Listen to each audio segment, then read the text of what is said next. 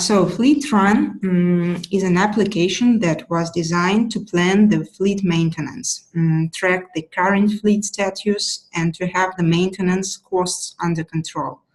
The application will be useful for those who want to reduce the cost of operating the fleet, avoiding breakdowns, and reduce or even take the advantages of the fleet downtime by forecasting the repairs. Fleetrun offers the possibility of recording all types of work, services, and line items, and as well as the cost of the fleet as a whole, a separate vehicle, and even a kilometer traveled. The application will show what types of work take place in the fleet, how often, and the maintenance costs. Moreover, Wialon Local 1904 was released last week, and as Fleetrun is available for the new Wialon Local version, the webinar might interest those of you who have already upgraded their Wialon Local to the latest version or are planning to do it.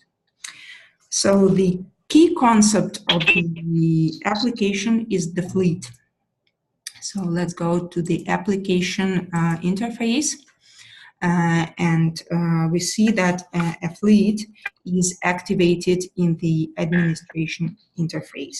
So it is a kind of a container for which you will create your own library of the line items, maintenance intervals, and services needed for this fleet, as well as adding the units to this particular fleet.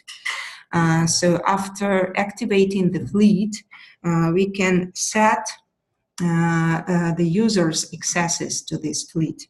You see that the users who will work with the application may have different access rights towards the intervals, the services, and including the archived services.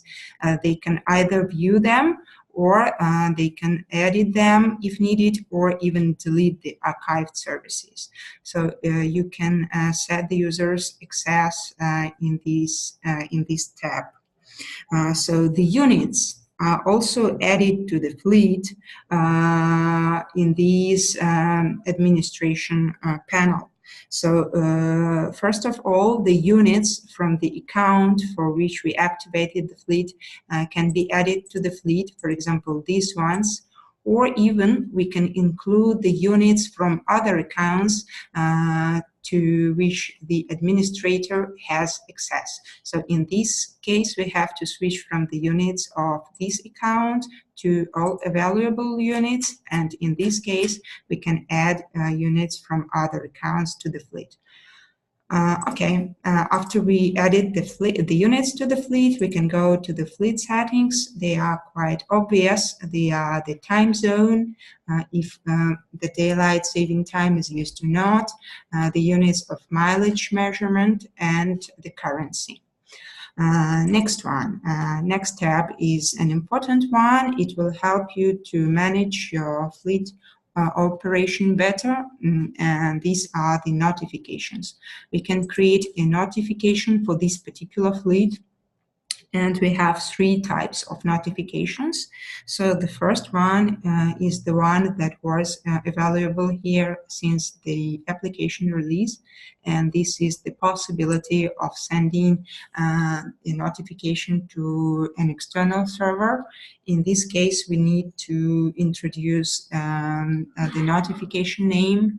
After that, we need to set the server address, and then select the corresponding method for sending this request. It might be the post method or the get method. And after that, we select the service status change, which we would like to be notified about. So after this is done, we can set the notification text. We can do it both manually, just using our own custom text, like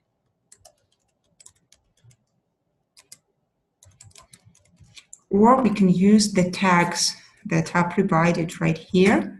So we can include the unit name, the service name, or some other tags, and we can combine these two methods using the text and using the custom text. The next notification method is the one that was added a little bit later after the release. Well, I'm not sure if this Telegram Messenger is used in all countries, but still you can try. Because you can receive a notification in this messenger, and it's a very fast and convenient method. To do this, you need to set the bot token and the channel ID. In our Fleetrun documentation, we have a step-by-step instruction of how these information can be received from the Telegram Messenger. So if you are planning to use this, you can do it, and you will receive a notification to this manager, the same with the text you set in this field, with the notification text. And the last option is also the one that was added after the official release in November, and it gives us the possibility of receiving a notification to the email. In this case, the same. We have to set the notification name.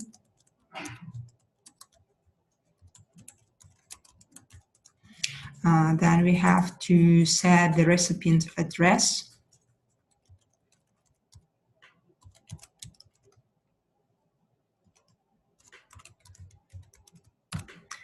And the same, select the service status changes we would like to be notified about, and send the notification text. Please pay your attention that in this case, the notifications to the email can be sent from our email, or if you have your own SMTP server, you can use it for sending the notification from your server. In this case, you just need to put the data of your server in the corresponding fields, and it will be used as a sender. For Wialon local users, using the SMTP server will be necessary to be able to send an email notification. Okay, three methods can be tested before using them in your everyday life. So when you fill these fields, you can use this special button called test. Okay, some fields are required. Let's disable this, and let's test. Subject, let it be a service like this. So let's test it.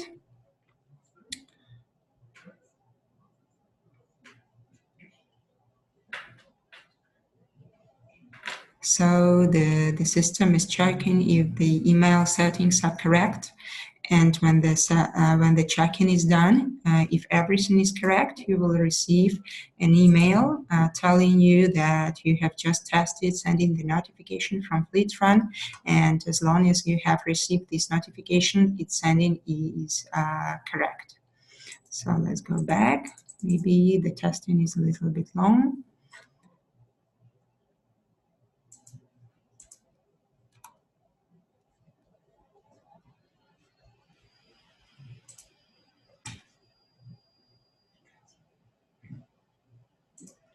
Okay, so when you receive this text, after receiving this text to your email, you know that you won't have any problem receiving these notifications in future.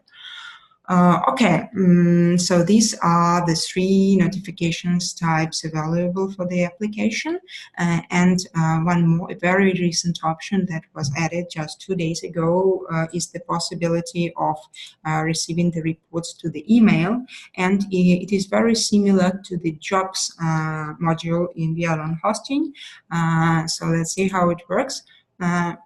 We can set the report type, the report element we would like to receive the information about to the email. So in this case, the same.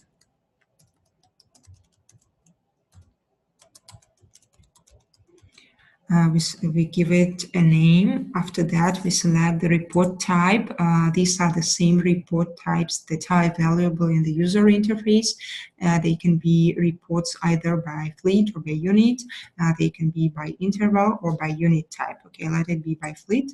After that, we select the status of the services we would like to see in the reports. Let it be the completed services. After that, we select the element. In this case, we are working with this fleet, so this element cannot be changed. So if we would like to apply some grouping, it can also be done here. And then we set the starting point, starting from when we would like to receive these reports to the email. We set the frequency, so let it be, for example, for 1 week frequency, and let it be for previous 1 week. And we would like to receive this report on next Monday in the morning. And after that, the same, we need to indicate the email, and if you need, or if you use Wialon local, you can use SMTP server of your own. So this possibility is also available in the administration panel. So after all these settings are completed, we can switch to the user interface and see how the fleet management is done there. So let's go to the user interface.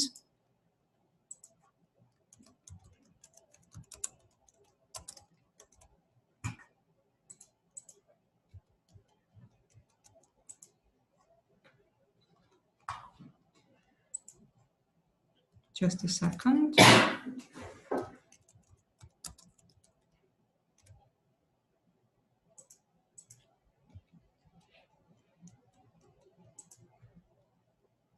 Everything correct. I believe I misspelled the username or something like that. Okay, so after the fleet setup is complete, we can switch to the user interface if a user has an activated fleet. So our user has an activated fleet, so we have this user interface that is a little bit different to the administration interface. So upon entering the user interface, a fleet dashboard is available with the following information that you can see here.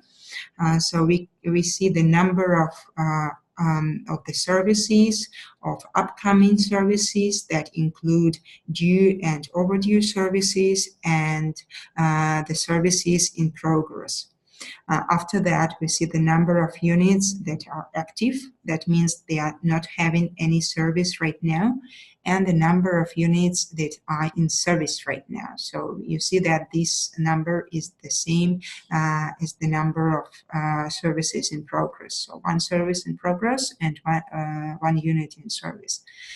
So we see the total number of all the intervals created for this fleet, and we see the total cost per the total mileage of all the fleet after creating the fleet and after adding the units to this fleet. So this number is calculated after the fleet activation in Fleetrun.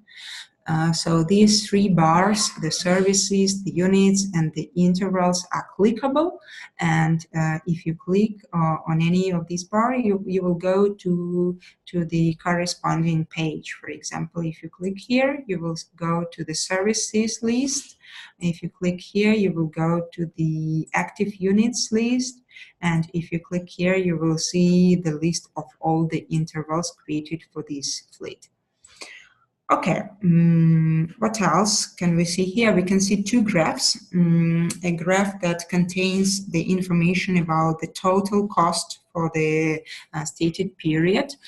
So you see the cost of all the intervals of this fleet, and you see the graph containing the information about the total mileage or engine hours of the fleet for the stated period. You can switch between the mileage and engine hours depending on the vehicles you have in your fleet. So you can change the time interval for the graphs. So let's change it starting from April.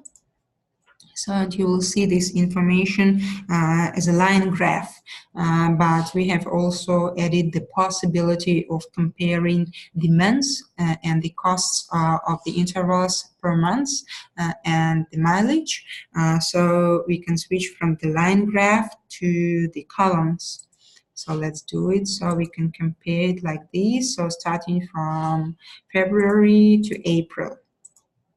And we can see that there were some months when there were no intervals in general, no services in general, and we can see that the services started in April, and the same, the mileage registration was only starting from April. So this will give you the possibility to compare the costs of the services intervals per month and to compare the mileage of the fleet the same months. So in order for the dashboard to become informative, we need to set the fleet operation in the application and start working with the services. So let's see how this can be done. And to see it, let's start with the line items library. We need to click the username here and go to line items library. Okay, so and you see that we already have a list of line items that we have created for this fleet, and we can create. You see that all the line items are divided into parts and labor.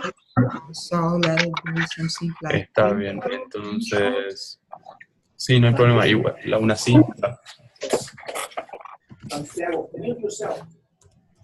Okay, it is a part. Okay, let the cost be like 500. So, and we can add some labor item. So let it be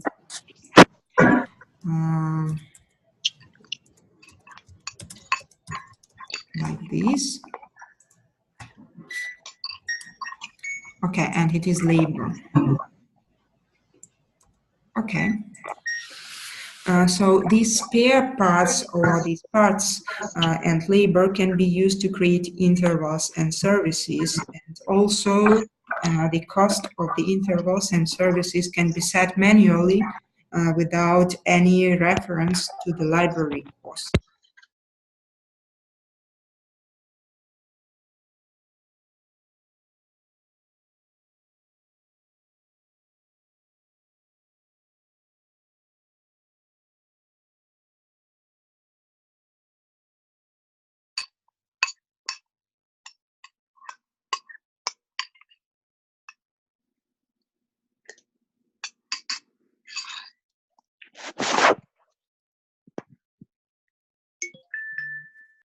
Hello, we cannot hear you.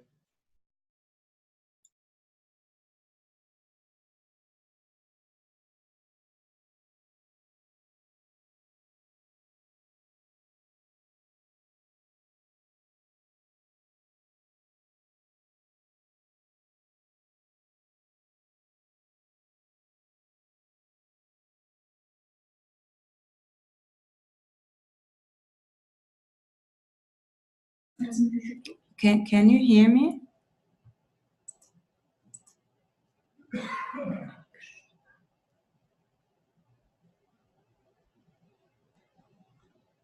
Okay, I believe you can hear me, and if you don't, please let us know and we will do something.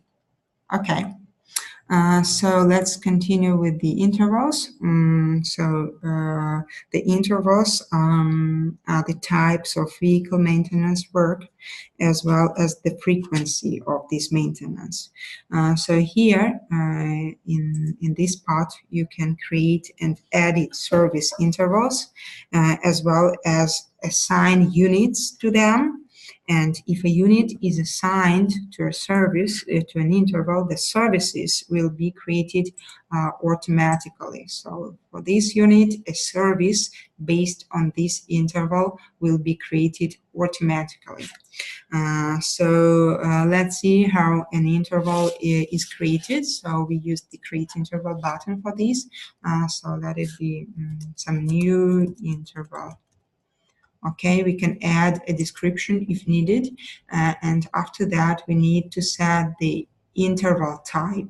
So if a service based on this interval is performed based on the mileage, in this case we need to set the mileage for this service on these intervals, and we need to set the advance notice in kilometers, the same. So like this, and if we do it like this, that will mean that for a new vehicle with mileage 0, a service based on this interval will be created when the unit has 9,500 kilometers in the mileage counter.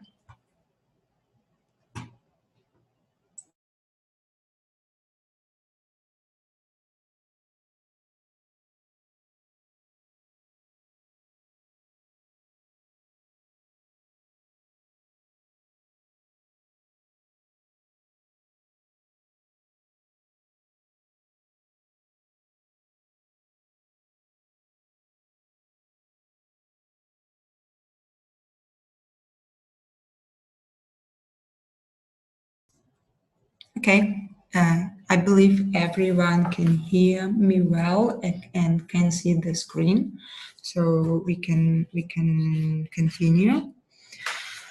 So we were talking about the interval creation, and that when creating a new interval, we set the interval type. If the services based on this interval need to be created based on the mileage, or they can be created based on the engine hours counter, or including they can be created based on the time. So you can use any of these types. You can use the combination of 2 or even 3. And in this case, a service will be created automatically based on the first condition met. After that, you can add some line items to the interval. You can add them from the line items library. Like this, you can edit the number of the spare parts included in the service for this interval. So you can do it like this, and you can add some labor items as well. So let it be like this, filter change. So, and the same, you can add some more line items if needed. And the last step will be assigning the units that need the service based on this interval. So we can assign all of them. And when assigning the units, we see when a service based on this unit will take place, the next service. So you see that automatically it takes the characteristics of the interval, but if you wish, you can change it here, pressing this button, and you can change the date or the engine hours counter or the mileage counter values when this service based on this interval was performed last time. Let's see some real interval properties to understand it better. For example, the maintenance. You see that the maintenance is to be performed each 10,000 kilometers, and a service will be created automatically for all the units 500 kilometers in advance. Or if the mileage doesn't reach this value, the service will be created automatically each 6 months, but 2 weeks before this interval of 6 months. So in months and 2 weeks. So the line items included to this interval are the following, and the signed units are these ones. So you see that we can see the values when the next services based on this interval are to be performed, and you see that if there are some overdue services, they are colored in red, so you can pay attention to these. So you see it is bus 74, and if we go to the dashboard, we will see that this overdue service is for bus 74. It is the overdue service. Okay, so now we know how an interval is created, and let's see how to work with the services. So a service is maintenance work of the vehicle, and services can be created manually or automatically based on the service interval. A service can be based on an interval, or if we create it manually, you can set the service status first of all. For example, if it is some urgent service that is performed right now, we can set the status in progress. We can give it a name. So we select a unit for this service. And in this case, as this service is not going to be based on any interval, we can leave this field blank, and that means that this service will not be based on any interval. So we can set the service mileage in kilometers and the service engine hours for this vehicle. So these fields, okay, we'll speak about them a little bit later. So, and we can attach some file to the service if needed, and we can include some line items from the library if we have them. If we don't have any particular line items for this service, we can just include the total cost of the service without any particular line items. Okay, let it be like this. So, and we create a service. So now we have this service in progress, and the unit is in the service right now. So you see that if we go to the list of the services, we see that there are upcoming services that are scheduled services from the moment of creation to their rejection or manual change of status to in progress or closed. So this one, the maintenance service, is overdue. So you see that we can change the status only to in progress or closed. Okay, these services have only a starting date, so they don't have any date when the service was completed, because it was not. So we have some services that are in progress right now, so that means that they are currently being done, and such services also have only the starting date. The last tab are the archived services, and these are the closed or rejected services. So if the user who is operating this fleet right now has the corresponding access rights, he will be able to edit or delete the archived services if needed. So this is a new option. It wasn't available when the application was released in November. So we can open the service properties and we can change something if needed. For example, the price. And we can save it. Okay, so as we saw some steps before, when registering a service, the current mileage and engine hours data can be used. So let's see how it works. At the moment, when registering a closed service, the system will provide users with the current data for mileage and engine hours in the fields service mileage and service engine hours. But there is also a possibility of registering services with the actual mileage and engine hours on the date of the service. Let's see some example. So today is the 24th of April. But we would like to register a service that was completed 2 days before. So let it be April 23rd. It was yesterday. So let it be some, okay. Like this. So we select the unit. Let it be this bus. By default, these values for the mileage and engine hours are the actual values, but we can change them to the initial values of the mileage counter and the engine hours counter of the day when the service was registered, was completed. So we can see that it changes. So we can use the initial values of these counters for this day or the final values of the counters for this day. So thus, when viewing the reports, you will understand the values of the vehicles and you will analyze them better. Okay, so let's create this service.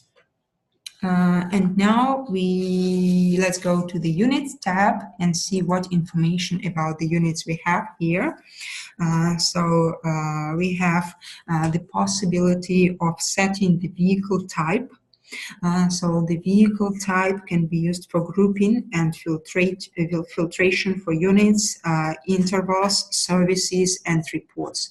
You see that when we go to the intervals, we can see the intervals for buses or for other vehicle types if we have any.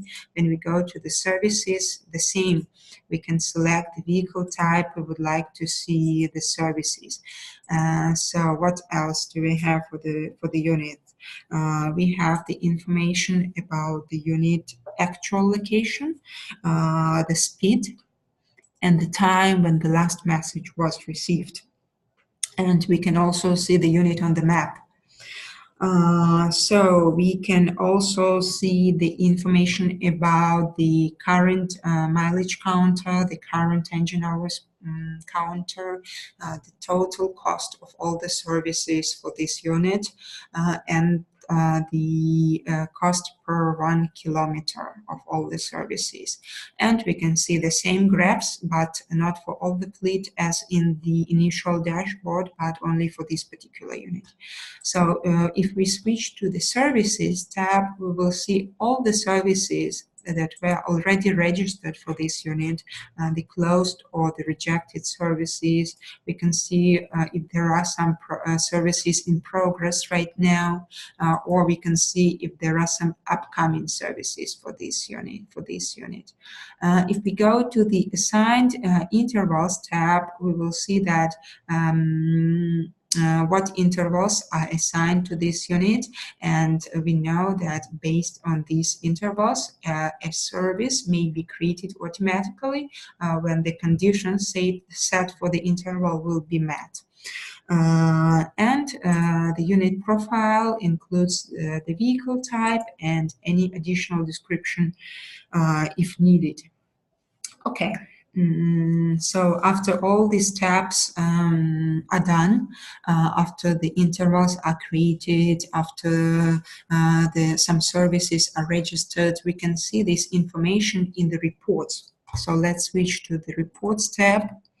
And the reports allow to view the detailed information about the previous services, about the estimate number of closed, rejected, and overdue services, and their total cost, and some other valuable information. So we have 4 report types. They are by fleet, by unit, by interval and by unit type. So let's use the first type. So we would like to see all the closed services for the fleet.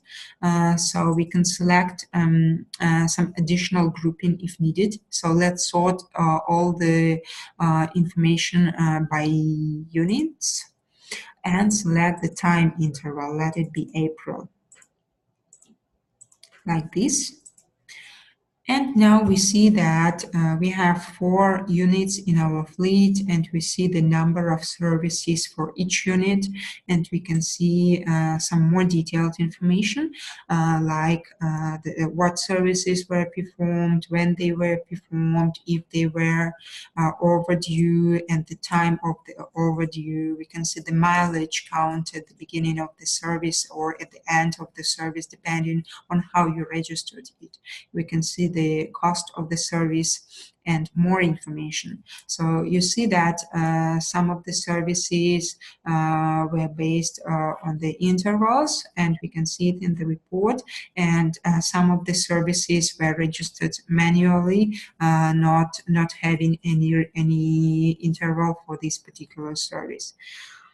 So the information can be grouped, and you can compare how much money is spent on the services of one or another interval. You can perform this report not for a fleet, but for an interval, to see which intervals, the cost of the intervals, or how many units were having services with these intervals. So let's do it like this.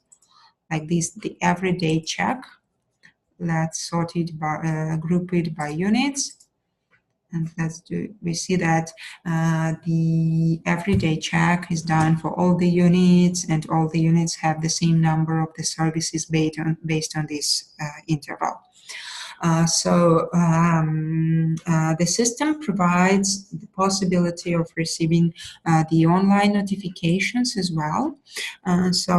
These notifications show us the change of the status of the services, and we can go to the services properties from this notifications window.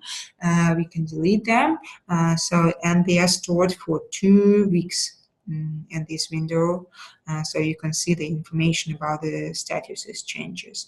Some common information about the Fleetrun application is that all the lists that we see in the application, the units list, the intervals list, the services list, the reports, so everything can be exported to a CSV file. So you can print it out, or you can give it to the responsible manager to work with the services. So we also provide the possibility to adapt the solution to your customer needs by using Fleetrun API.